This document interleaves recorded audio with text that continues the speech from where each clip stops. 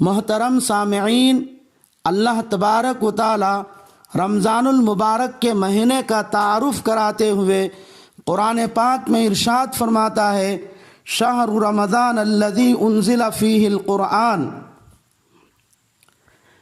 رمضان المبارک کا مہینہ وہ ہے جس میں قرآن نازل کیا گیا۔ اس آیت سے معلوم ہوتا ہے کہ رمضان المبارک کو قرآن پاک کے ساتھ یہ خاص تعلق ہے۔ اسی وجہ سے قرآن جیسی مقدس کتاب کو اتارنے کے لیے رمضان جیسے باعظمت مہینے کو چن لیا گیا۔ روایات سے معلوم ہوتا ہے کہ اس مبارک مہینے میں صرف قرآن ہی نہیں بلکہ اللہ نے دیگر آسمانی کتابیں بھی نازل فرمایا ہے۔ چنانچہ معارف القرآن میں حضرت اقدس مولانا مفتی محمد شفیع عثمانی صاحب رحمۃ اللہ علیہ نے لکھا ہے، اللہ نے رمضان المبارک کو اپنی وحی اور آسمانی کتابیں نازل کرنے کے لیے منتخب فرمایا ہے۔ قرآن پاک کا اس ماہ مبارک میں نازل ہونا تو خود قرآن کریم کی آیت سے معلوم ہوا، اور مسند احمد میں حضرت واصلہ بن نافع سے روایت ہے، فرمایا رسول خدا صلی اللہ علیہ وسلم نے حضرت ابراہیم علیہ السلام کو صحیفے رمضان المبارک کی پہلی تاریخ کو دیے گئے۔ حضرت موسیٰ علیہ السلام کو تورات 6 رمضان المبارک کو دی گئی۔ صاحب تفسیر ابن کثیر نے حضرت جابر رضی اللہ تعالی عنہ سے روایت بیان کیے، رسول اللہ صلی اللہ علیہ وسلم نے ارشاد فرمایا، حضرت داؤد علیہ السلام کو زبور رمضان المبارک کی 12 تاریخ کو ملی۔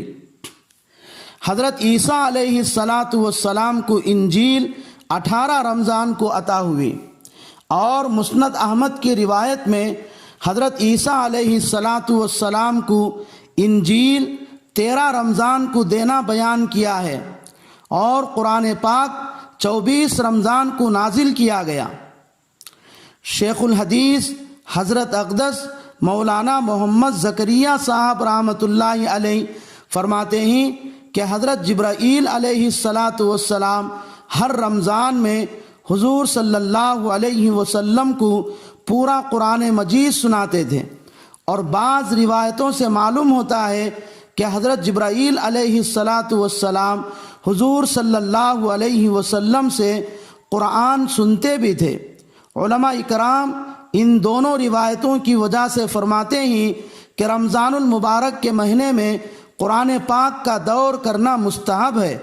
ان تمام روایتوں سے معلوم ہوتا ہے کہ رمضان المبارک کو کلام الہی کے ساتھ یہ خاص تعلق ہے۔ بعد میں چل کر جب حضرت عمر فاروق رضی اللہ تعالی عنہ کے زمانے میں تراویح باجماعت پڑھنے کا سلسلہ چل پڑا تو یہ تعلق اور مضبوط ہو گیا۔ یہی وجہ ہے کہ مشائخ رمضان المبارک کے مہینے میں قرآن پاک کی تلاوت کثرت سے کرتے تھے۔ قابل احترام میرے بھائیوں اور بہنوں، قرآن کے معنی کیا ہیں؟ قرآن کے ایک معنی سب سے زیادہ پڑھی جانے والی کتاب، اور قرآن کو قرآن اسی لیے نام رکھا گیا کیونکہ پوری دنیا میں سب سے زیادہ پڑھی جانے والی کتاب قرآن ہی ہے، خصوصاً رمضان المبارک کے مہینے میں، کیونکہ ساری دنیا میں پورے سال جتنا قرآن پڑھا جاتا ہے اس سے کہیں زیادہ صرف رمضان المبارک کے مہینے میں پڑھا جاتا ہے۔ قرآن اترنے کے بعد سب سے زیادہ قرآن کی تلاوت کرنے والے صحابہ کرام تھے۔ چنانچہ ابو داؤد کی روایت ہے، حضرت عبداللہ ابن عمر بن عاص ایک مرتبہ رسول اللہ صلی اللہ علیہ وسلم کے پاس تشریف لائے اور پوچھا، اے اللہ کے رسول، میں کتنے دنوں میں قرآن پورا کروں؟ رسول اللہ صلی اللہ علیہ وسلم نے فرمایا، 1 مہینے میں، یعنی روزانہ 1 پارے کی تلاوت کرو۔ انہوں نے کہا، حضور یہ تو بہت کم ہے، میں اس سے زیادہ پڑھ سکتا ہوں، تھوڑا اضافہ فرمائیے۔ آپ صلی اللہ علیہ وسلم نے فرمایا 20 دن میں ایک قرآن ختم کرو۔ حضرت عبداللہ نے کہا حضور یہ بھی کم ہے، میں تو جوان ہوں، اس سے بھی زیادہ پڑھ سکتا ہوں، اس لیے اور تھوڑا اضافہ فرمائیے۔ آپ صلی اللہ علیہ وسلم نے فرمایا 15 دن میں ایک قرآن ختم کرو، یعنی روزانہ 2 پاروں کی تلاوت کرو۔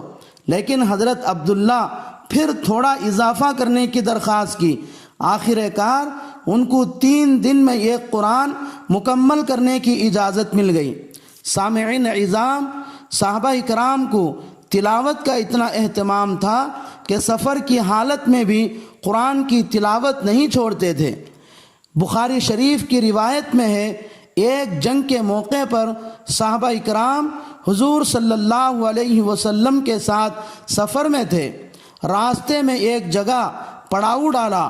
دوسرے دن حضور صلی اللہ علیہ وسلم نے فرمایا اگرچہ میں دن میں یہ نہیں دیکھ سکا کہ اشعریوں نے کہاں اپنے خیمے نصب کیے، لیکن رات کو میں ان کی تلاوت سن کر معلوم کر لیا کہ اشعری کہاں ہیں۔ حضرت عبداللہ ابن عباس کے متعلق روایتوں میں آتا ہے حضرت عبداللہ ابن عباس تلاوت کرتے تو بہت روتے تھے، یہاں تک کہ ان کے مسلسل رونے کی وجہ سے ان کے گال پر نشان پڑ گئے تھے۔ حضرت تمیم داری ایک رات سورہ جاثیہ پڑھتے تھے، پڑھتے پڑھتے ہم حسب الذین اشتروا السیئات پر پہنچے تو مسلسل اس آیت کو دہراتے تھے یہاں تک کہ صبح ہو گئی۔ حضرت عثمان غنی رضی اللہ تعالی عنہ کو جب دشمن شہید کرنے کے لیے گھیر لیے تو وہ قرآن پاک کی تلاوت میں مشغول تھے۔ جب ان کو شہید کر دیا گیا تو خون کے کچھ قطرے اڑ کر مصحف شریف پر بھی گر پڑے۔ مرد تو مرد، صحابہ اکرام کے زمانے میں عورتیں بھی تلاوت کا بڑا اہتمام کرتی تھیں۔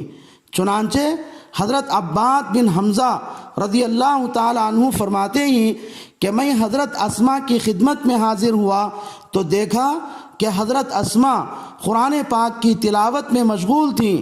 جب سورہ طور کی آیت فمن اللہ علینا ووقانا عذاب السموم پر پہنچی تو بار بار اسی آیت کو پڑھتی تھی اور اللہ سے دوزخ کی آگ سے حفاظت کی دعا کرتی تھی۔ تھوڑی دیر میں انتظار کرنے کے بعد چلا گیا اور بازار میں اپنی ضرورت پوری کر کے دوبارہ حضرت اسماء کے گھر گیا تو وہ اسی طرح قرآن پاک کی تلاوت اور دعا میں مصروف تھی۔